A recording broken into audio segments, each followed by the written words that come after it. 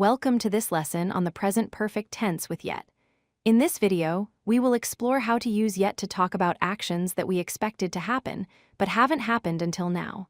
This is a very common grammar structure in English, especially when talking about unfinished tasks, waiting for results, or checking on progress.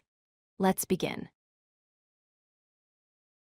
The basic structure for present perfect with yet is subject plus have or has plus past participle plus yet. This structure is used in questions or negative statements. We use have with I, you, we, and they. We use has with he, she, and it. The past participle is the third form of the verb. Yet goes at the end of the sentence. This word shows that we expected something to happen, but it has not happened by now. Let's look at negative examples. First, I have not finished my homework yet. This means the homework was expected to be completed, but it is not complete now. Second, she has not arrived yet. We expected her to arrive, but she is not here at this moment.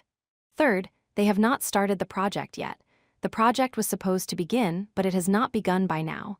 In each example, yet appears at the end and shows that the action was expected but has not occurred. Now let's look at question examples. First, have you finished your work yet? This asks if the work is complete now. Second, has she called yet? This asks if we have received a call from her. Third, have they arrived yet? This asks if they are here now. In questions with yet, we check if an expected action has finally happened. These are common ways to ask about progress or status. Here are the key points to remember. First, position, yet usually appears at the end of the sentence. Second, meaning, yet indicates that an action was expected but has not happened until now. Third, common uses, we often use yet when asking about progress or expressing incomplete tasks. Fourth, tone, using yet often implies that we expect the action to happen very soon. These 4 points will help you use yet correctly in conversation. It is important to understand the difference between yet and already. Yet means the action has not been completed. It was expected, but it hasn't happened. Already means the action has been completed. It happened earlier than expected. For example, I have not finished yet versus I have already finished. These two words have opposite meanings. Yet looks forward to something that might happen soon. Already looks back at something that already happened. Let's look at common real-life scenarios where we use yet.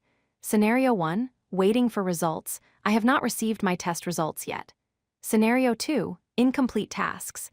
The boss has not replied to my email yet. Scenario 3, checking progress. Have you finished packing yet? These scenarios show how yet appears in everyday English conversations when we are waiting for something or checking if something is done. Now let's practice. Fill in the blank. I blank my homework blank. The answer is, I have not finished my homework yet. Notice that we use have not for the first blank because the subject is I for the second blank. We use yet because we are talking about an action that was expected but has not happened. This exercise shows the complete structure we learned in this lesson. If you like this video, hit that like button and don't forget to subscribe. Visit codelucky.com for more such useful content.